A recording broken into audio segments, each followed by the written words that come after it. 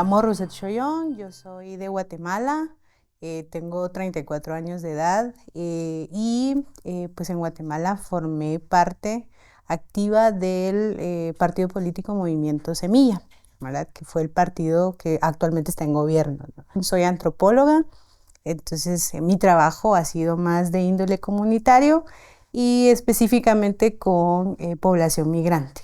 La verdad es que llego a México en esta ocasión no por algo que yo hubiese planificado, al contrario. Fue un desplazamiento forzado a raíz de diferentes acontecimientos políticos que han sucedido en Guatemala. Yo soy exiliada, llegué a México en febrero de este año. Eh, También, ¿verdad? Tratando de resguardar mi integridad ante la persecución montada por el Ministerio Público, que es parte del sistema de justicia de Guatemala. Entonces, esa ha sido como de lo que se ha tratado, lo que ha hecho el Ministerio Público en los últimos 4 o 5 años, ¿verdad? A criminalizar a muchos compañeros guatemaltecos de las ramas de defensores de derechos humanos, ¿verdad? Defensores de la naturaleza, personas involucradas en movimientos sociales, partidos políticos también, exfiscales y exoperadores de justicia.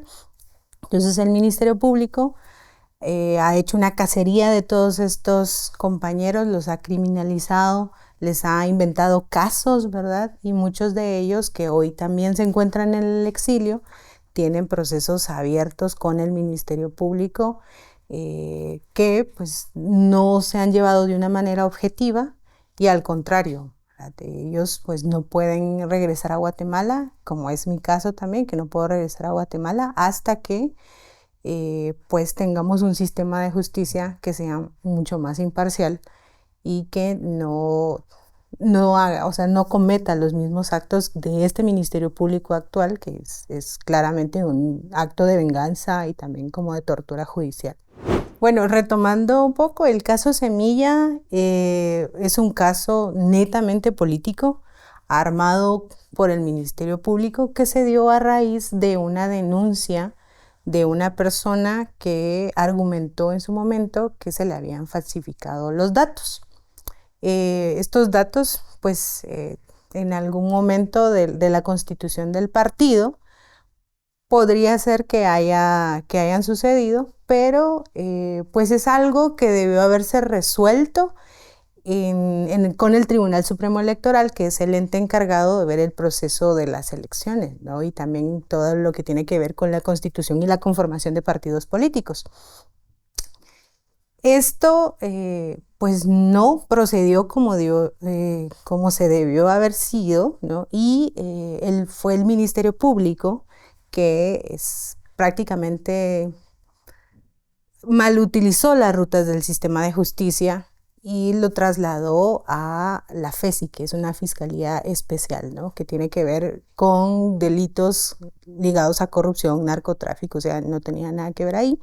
Pero el Ministerio Público hizo el traslado como de este expediente y a raíz de esto fue que empezó la persecución contra los miembros integrantes del partido Movimiento Semilla, los fundadores y algunos otros simpatizantes. Esto pues cobra un poco de realce en 2023 a raíz de pues que el Movimiento Semilla en las elecciones de presidente pasa a la segunda vuelta electoral.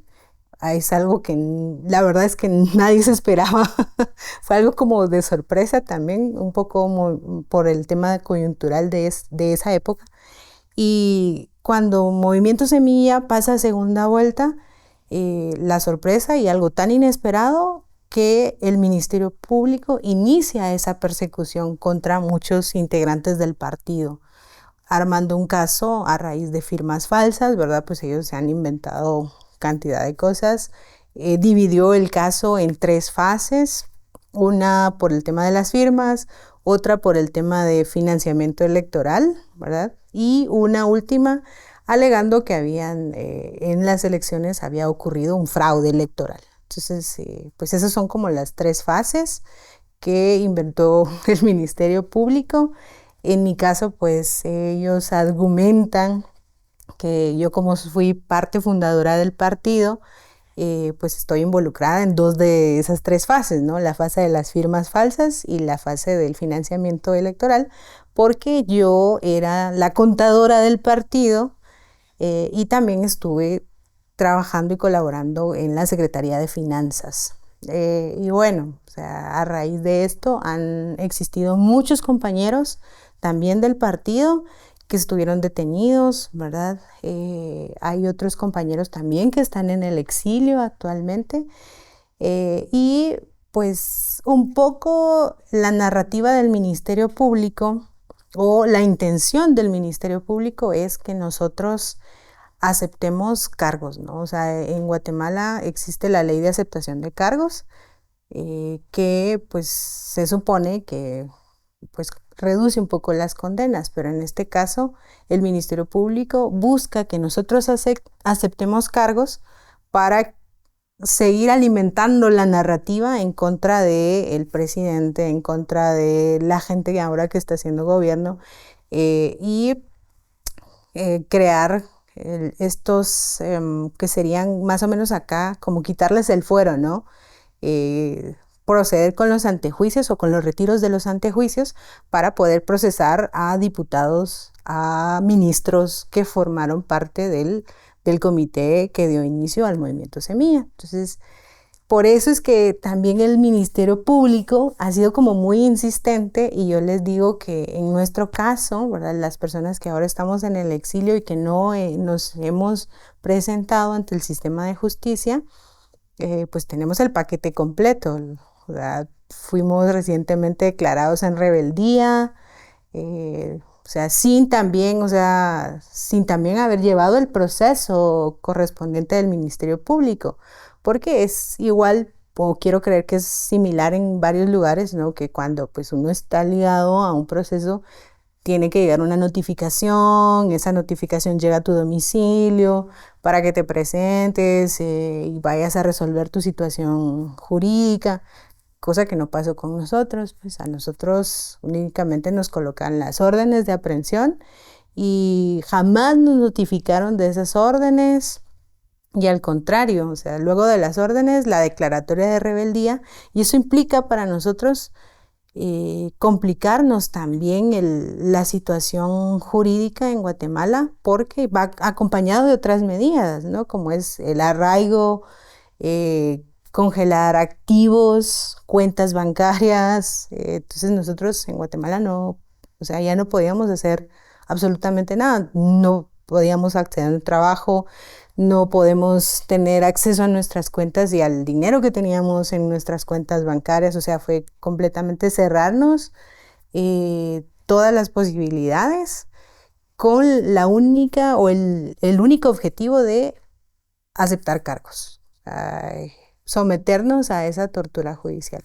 Porque también, o sea, recientemente un compañero del mismo caso, a él lo detuvieron y él nunca aceptó cargos, entonces en el sistema de justicia estuvo retrasándole las audiencias para que no declarara, para que no le dieran una medida sustitutiva y pues también es someterse a un sistema de justicia completamente podrido y casi que también es se vuelve una tortura, ¿no? Estar dentro de las cárceles, no poder, o sea, la verdad es inhumano también el trato que les dan a los compañeros, sobre todo cuando son presos políticos, ¿no? Bueno, retomando un poco la pregunta, ¿verdad? Que por qué Guatemala, teniendo ya un presidente progresista, justamente su gente, ¿no? O sea, es la gente que lo acompañó a formar el partido hoy está afuera. Es un único caso en el mundo también, ¿no? Que haciendo gobierno, la gente del gobierno haya tenido que salir, ¿no? Pero pasa lo siguiente, en Guatemala existen tres poderes, ¿no? Y cada uno es autónomo. El poder ejecutivo, que está a cargo del presidente, sus ministros, que acá serían como los secretarios, el Congreso de la República, nosotros pues solo tenemos un Congreso conformado por 160 diputados, cada uno representantes de un distrito electoral, que serían también acá como los estados, y el Poder Judicial, encabezado por el Ministerio Público, que es el que se encarga de realizar el tema de las investigaciones, pero no únicamente es el Ministerio Público. Estamos hablando de un aparato judicial que incluye la Corte de Constitucionalidad, la Corte Suprema de Justicia, las salas de apelaciones y el Ministerio Público como tal. Entonces, cada uno de estos son autónomos, ¿no? Y en Guatemala, aunque digan que el presidente tiene o la presidencia tiene completamente el poder, no sucede así.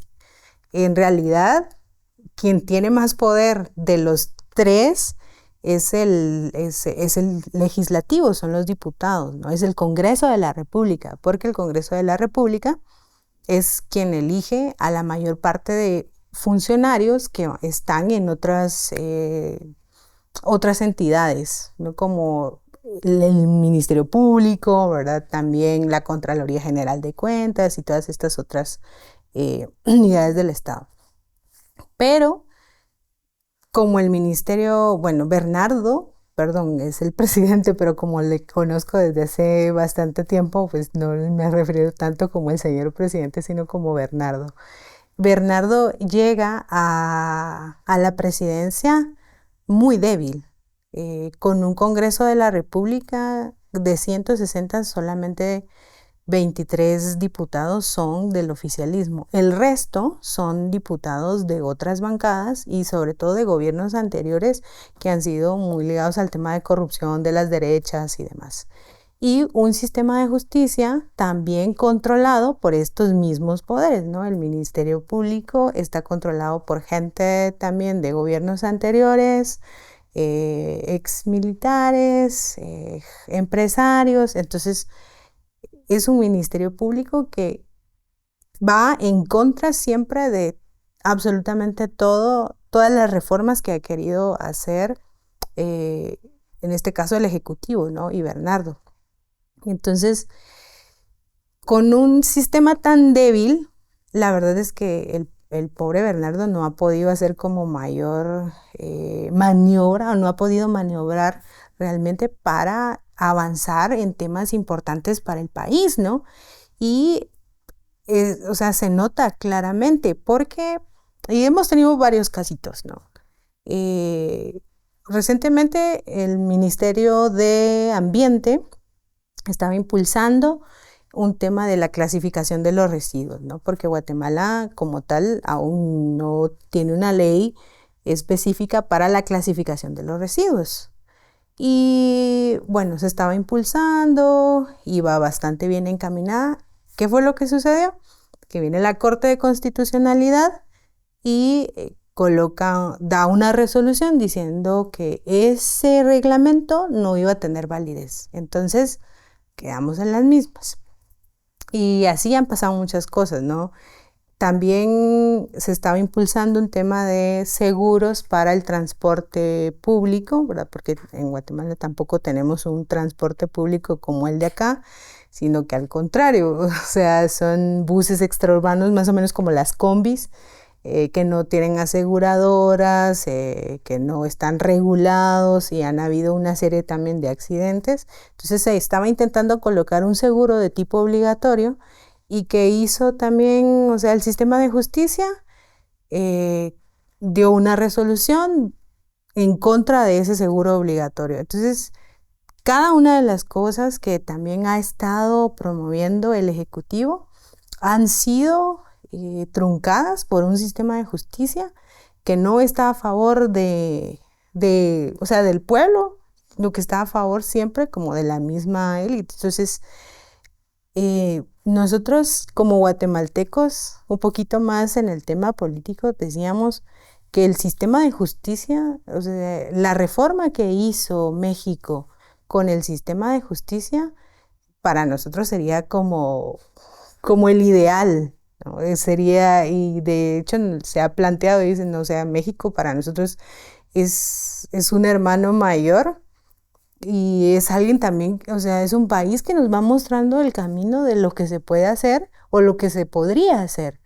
Porque pasa esto, ¿no? Nosotros en pleno siglo XXI tenemos guatemaltecos y estarán aproximadamente unos 150 guatemaltecos fuera que pues se dedicaban su vida a la lucha por la naturaleza, por el medio ambiente, a la defensa de los derechos de las mujeres o personajes como nosotros que estábamos involucrados en partidos políticos también de índole más de la justicia social, ¿verdad? Y que estamos fuera porque el sistema de justicia nos está criminalizando. Entonces, nosotros miramos a México como, como la meta a seguir o el país que nos está indicando una ruta y sorprendidísimos, ¿verdad? De todas las reformas que se hizo a favor de la justicia y que la gente pueda realmente elegir a sus jueces. Es algo que no pasa en Guatemala, ¿no? Y por eso tenemos los jueces que tenemos y por eso es que también el Guatemala a nivel de coyuntura está en una fase oscura, ¿verdad? Impulsado por el sistema de justicia que no es objetivo, que no es imparcial, sino que al contrario, pues obedece a las élites y a esta gente corrupta que no quiere dejar el poder y que no quiere dejar que Guatemala avance. Para nosotros sorprendente también y muy dignificante también que un maya de Oaxaca o una persona de Oaxaca, zapoteco, o una persona de Oaxaca, siendo de un pueblo originario, asuma ahora la presidencia de la Suprema Corte. Esto es algo histórico, ¿no? A nivel mundial, porque también han sido la resistencia de los pueblos y Guatemala no es la excepción. Guatemala es una historia también, como las de varios países de América Latina, de la resistencia de los pueblos, y eso se dejó ver también en 2023, porque los pueblos originarios, que en Guatemala la mayoría son de origen maya, ¿verdad? Bueno, la descendencia es maya, ellos se organizaron a nivel de alcaldías, de consejos y demás, y detuvieron al país ciento y algo de días, o sea, fue más de un mes, por detener al país en defensa de la democracia. En ese momento ellos no estaban viendo por un partido político, ¿no? Ellos lo que querían era que, así como la gente había electo a Bernardo, también Bernardo debía asumir la presidencia. Y eso no se miraba en el corto plazo, porque como te digo, el Ministerio Público para 2023 se encargó de secuestrar las cajas, alegar fraude electoral y demás. Entonces, fueron los pueblos de Guatemala quienes se organizaron para defender la democracia del país. Y sin ese papel crucial, yo soy muy sincera y siempre digo, Bernardo no hubiera logrado asumir la presidencia, porque ellos detuvieron al país, cerraron las carreteras para garantizar que pues se diera justo que Bernardo lograra asumir. Eso ha sido histórico. Yo lo vi desde fuera, porque también en ese momento estaba fuera del país por temas también de criminalización y de exilio. Y yo lo viví desde fuera y logré ver tanta unidad en nuestros pueblos, en un país tan pequeño, que la verdad yo sí que siempre, ¿no? Siempre sorprenden los pueblos, siempre el nivel de organización es completamente diferente de cómo nosotros lo percibimos. Y ellos están ahí y siguen resistiendo. Lo que necesitan son como las oportunidades y dejar tanto el tema de que tengan que ganarse los espacios porque lo hacen. O sea, no debería de ser tan desigual a nivel de Guatemala, ¿no? Existe el tema de todo, o sea, de la discriminación, del racismo y demás, pero o sea, nuestros pueblos siguen vivos, siguen organizándose y fue gracias a ellos, a esa unidad que se tuvo, que se logró el cambio de la presidencia en 2024. Y eso pues es algo que se agradece y ellos siguen resistiendo y actualmente también el Ministerio Público, por la gente que se organizó para esas manifestaciones de 2023, también les ha montado casos y tenemos a muchos compañeros de alcaldías indígenas, líderes comunitarios que hoy están en el exilio también. Que a quienes se les inventó un caso y hoy están detenidos. Entonces, es preocupante también ver cómo a nivel de América Latina, a pesar de, o sea, todos los avances que se han tenido, pues hemos visto con preocupación cómo se ha dado una vuelta nuevamente hacia los nuevos fascismos, ¿no? Hacia las nuevas formas de criminalización del siglo XXI. Y cómo siguen ellos, a pesar de todo, pues defendiendo su territorio. Y eso es algo de admirar, es algo que pues siempre nosotros decimos a nivel de organización, es algo que nosotros no podemos dimensionar la cantidad o la forma en cómo ellos se organizan, ¿no? Eso es algo muy, muy admirable de nuestra parte. Un poco abordando el tema de la unidad, es algo que nos compete ahora a todos y en nuestras manos también está el continuar unidos y no dejar también que los nuevos fascismos entren a nuestro territorio. América Latina en general pues tiene una historia de dictaduras. Tenemos democracias relativamente jóvenes, entonces no permitamos que pues eso vuelva a retomar el control de nuestros países. Y en esa línea, con el Instituto de Formación Política, un grupo de exiliados, ¿verdad? Y algunos otros grupos también de América Latina, estamos impulsando un diplomado a través del instituto que se llama Tejiendo Paz desde los Territorios, herramientas para la transformación, a los cuales pues yo les hago una invitación para que puedan unirse. Es un espacio de análisis también desde las diferentes experiencias de América Latina. En el caso de Guatemala, ¿verdad? Con sus exilios recientes, el caso de El Salvador también está ahí presente ante la llegada de Nayib Bukele, ¿verdad? Como también él ha transformado El Salvador y lo ha convertido en un espacio completamente autoritario y a favor de él. Y vemos también como otros espacios que se han perdido, que ha sido el tema de Bolivia, Chile, Colombia. Entonces, como nosotros también desde donde estamos, pues podemos aportar al tema de la unidad, al tema también de comprender qué es lo que está pasando y por qué pues hemos dado o está dando un giro hacia la derecha. Muchísimas gracias por el espacio. Los invito a que vean esta entrevista para que pues podamos comprender un poco lo que sucede en otros países de Latinoamérica y pues de la mano también de todo lo que nosotros aprendemos del pueblo mexicano. Los exiliados guatemaltecos siempre le decimos muchas gracias al pueblo de México por el espacio, sobre todo también por no soltarnos en estos momentos que son complejos del exilio.